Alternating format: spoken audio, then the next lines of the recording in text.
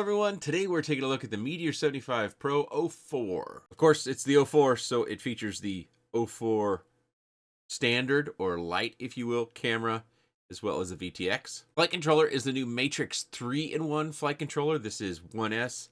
Also note, there's no USB port, so we have to use their little dongle that they've been using on their whoops recently. Motors are Beta FPV 1102 22,000 kV, and on those motors are the GymFan 45mm tri-bladed props. Battery connection is the 180-degree BT20 connector that we come to expect. Receiver antenna is not ideal, it's laying here underneath, but it does function as far as whoop sort of flights, keeping it close in, but Express LRS is so good, you can probably get a fair distance out even with the poor antenna placement down here. The canopy is a 3-position mount system. You can see there in the front that there is no screw mounting the canopy, so we just have those 3 positions. And even though it's a Meteor75 motor post to motor post, it's 80mm. It weighs 37.25 grams. The recommended battery is this Beta FPV Lava 550, and with that battery it weighs just about 51.5 grams. You could also fly it on this Beta FPV Lava 450, but I found the flight times are only about 2.5 minutes. And with that battery, it's just about 50 grams. Comes with this simple little pack of extra props. The dongle that I showed you comes in 2 pieces. We've got some extra mount gummies and some screws. Also comes with the order and support card. And nope, it didn't come with any stickers. Okay, we're going to start off inside. As I do, please note that I am using the Goggles 2, so when you look down at the lower right, it says 50 megabits per second. That's because I'm using the Goggles 2. If I had Goggles 3, I believe it is, it would show 60, so that number is going to change as we fly various places through the house. If you're not familiar with the channel, I guess I've only had one video where I state this in. I broke my wrist, and I'm not capable of doing my typical flying inside.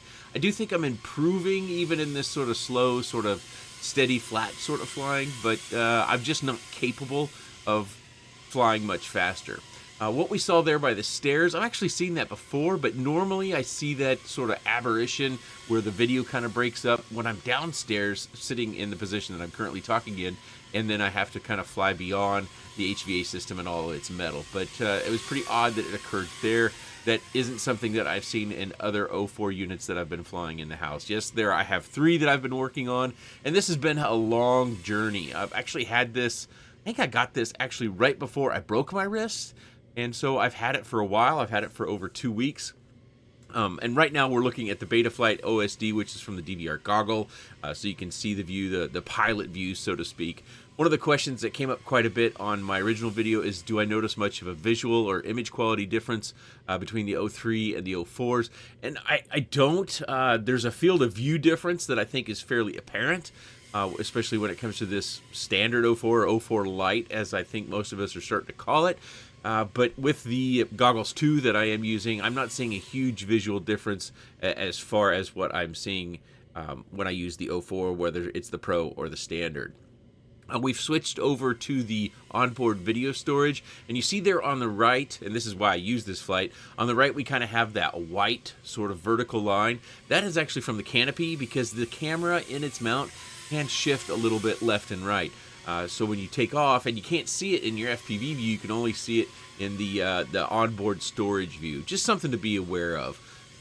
But on this particular quad, on the 550 battery, I can tell you that I typically get about 4 minutes and 20 seconds, but I think on this flight it comes in at 4:19.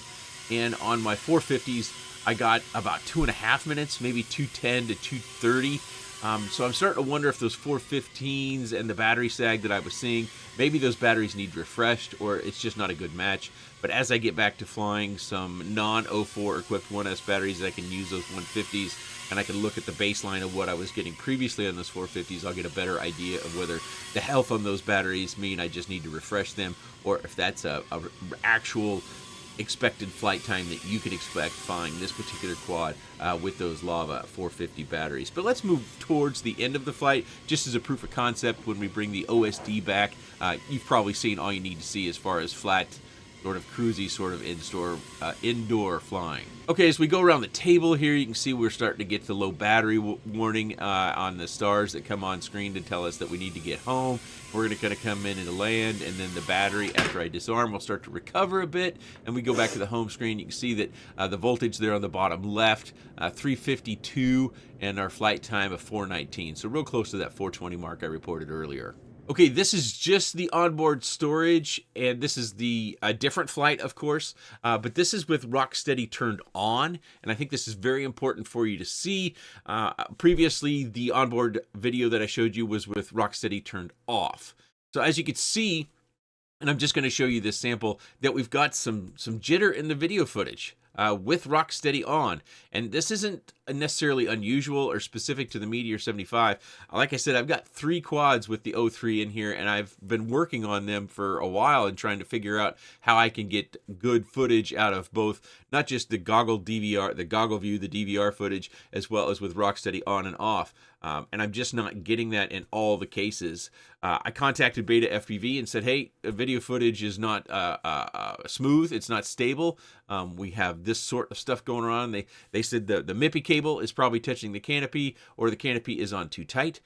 So I did many flights with after checking that the MIPI cable was not touching the canopy and trying various tensions on the canopy screws, loosening them up, making them almost to the point of completely sloppy, and then to where I put on my head magnifiers and got it where the screw just touched the canopy top and the rubber pads below it just touched them.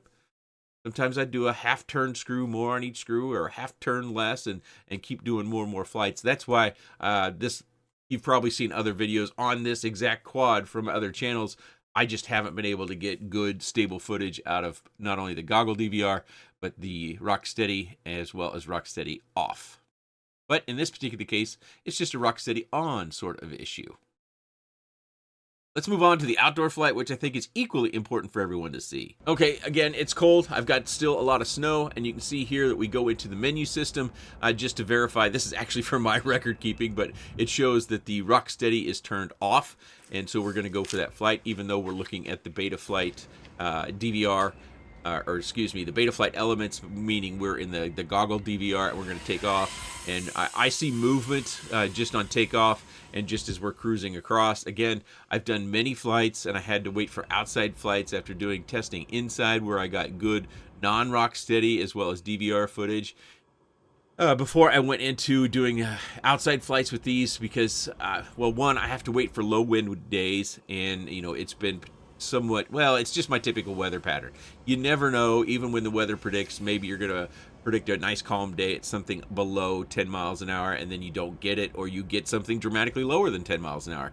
This particular day, it's 28 degrees Fahrenheit, and the miles per hour is 8.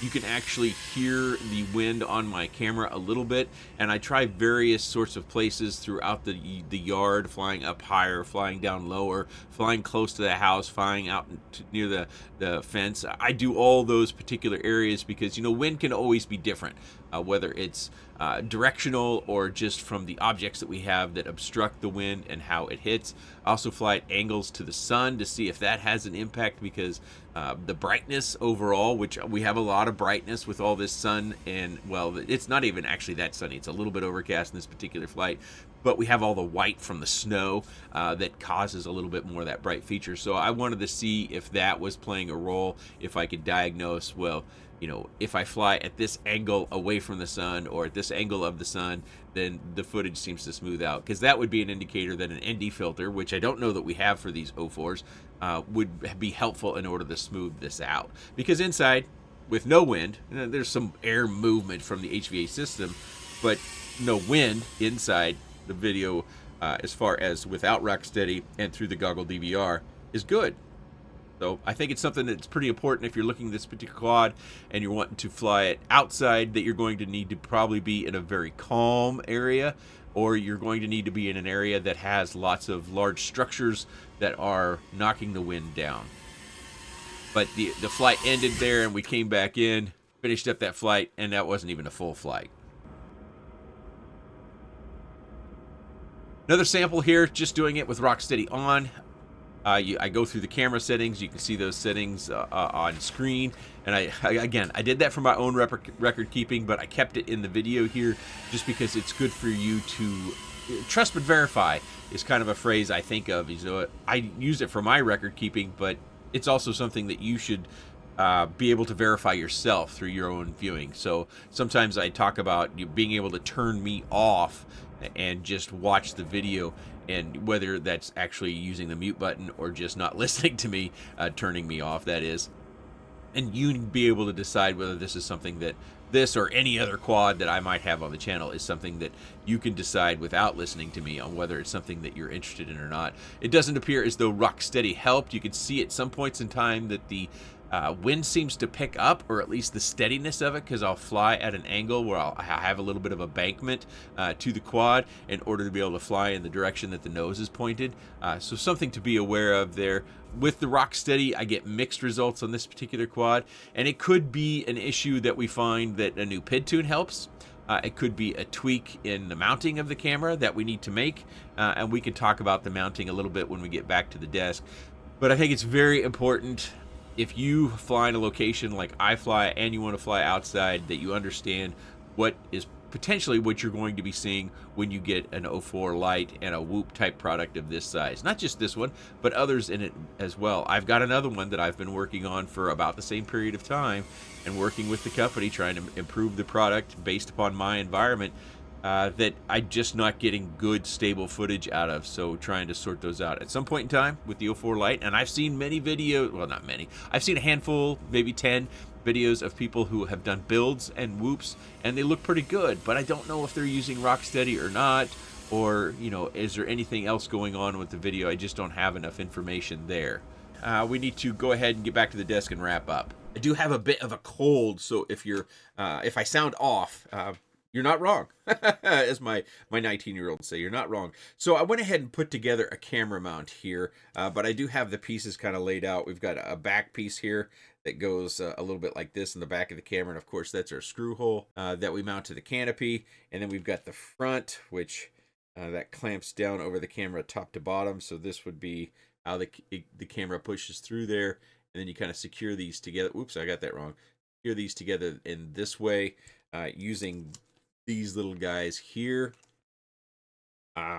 So this is what it kind of looks like. Hopefully that's focusing to where the assembly, and you can see how much movement and how much play you have in there, because only the back half is going to be secured with the screw. That was something else I was also playing with, is, you know, maybe that tension I had was too much on the screw and it needed to have, I don't know. I was just playing with a lot of different screws without trying to fundamentally change the canopy or the quad in order to get good footage out of it. But this is a closer look at the camera mount. It is something that I noticed when you try to change your camera angle, it is a little bit tedious. I would suggest turning the right hand screw right as you're looking into it, because that if you want to change your camera angle up, tighten this screw first, and then kind of put your finger on that back brace back here. It's right back here, and then tighten the screw on the other side in order to get your camera angle. Something else that I showed in the video is that canopy was coming through on one side, and I don't know if I can do this very well, but if I just push on the camera a little bit with my little pointer here, you can see how the camera can shift over to one side, and that's how you get a little bit of the canopy in view. Might not be a big deal, but something that I noticed, and I thought I would call it out, just so if anyone was curious about them getting theirs. So a closer look here. So, you know, I contacted Beta FPV. They said this was touching the canopy. As you can see, it is not. They also said that maybe it was too tight, so I played with these, and you can see that if I can get my fingers on here just right, hard to see. You know, I don't have much pressure on these, but I wanted to keep them together. You know, you don't want them floating where they can just jiggle about, causing more problems. But so I played with that, and at some point I just kind of had to decide, well, either I don't have the touch in order to get it just right so that the DVR footage, the camera view, as well as the onboard storage view is good and stable video. I don't know. I don't know what else to do with this one. Just a reminder on this, we do have motor plugs, which makes for easy motor replacements, but sometimes if you're pulling these in and out because you're testing out different motors, you can wear down those pins, just like with our old PH20 battery connectors. Those can wear down over time. This is technically your USB port. I can't remember what this is called, but every once in a while on the channel, somebody ask me the name of what these are. So if you know the name, put it down in the comments section. That's sure helpful. Of course, durability with mine has not been an issue, but I've been flying it very, very gingerly. And that brings me kind of to my final point outside of the price, is that I am seeing through different sorts of text messages, whether it's all the different messaging platforms you could think of, as well as Discord and Facebook, and just people are apparently experiencing a lot of damage or faults with the O3 Lite, as we're calling it. I'm not certain if it's camera, cable, or board, but I'm hearing multiple people that maybe bought two on launch day now don't have one working, or they bought two, they had one working, they flew it and it broke or stopped functioning, and now they're no longer flying it because they're worried about breaking the other one. So something, first iteration product. DJI has not made a single board before. They may have to increase the bulk of this board. That does look to be an awful thin PCB. Maybe it doesn't have the durability necessary, but of course, if they want to make this, viable for micros, they're looking at weight. But I think, another millimeter of PCB or half millimeter of PCB wouldn't be a weight killer for most people, especially if you're only a DJI flyer. The board does seem very sensitive to vibration, especially when it comes to rock steady. That could be improved with a future software update. Many of these things you're going to hear me say again in upcoming videos. Of course, when I get my cast off, I do plan to revisit these. At the very least, the whoops inside, I will revisit them and give them my typical sort of flight. That'll allow me to get a better idea of durability, not of just the O4 Lite, but also the frame and the other components. Sorry, my cast bumped the camera there. So if you're interested in seeing that, I would suggest maybe subscribing if you're not, and hitting the notification bell. Got about another 2 weeks if all things go well with the cast on the hand. And then hopefully I have the dexterity and flexibility that we're used to seeing for my flights, and I can get back to. I do have that urge to just fly like I normally fly, and I have tried with other quads, and even as my flat, steady flight has improved with the cast, it's just I can't pitch forward and back like I normally do. I have, like, on the cast, like when I try to pitch back because I am a pincher, there's pressure here, and there's kind of some things stopping me up front with my thumb specifically, and then trying to do things forward and up, like trying to reach the top of the stick. I just can't because of this bulk in here.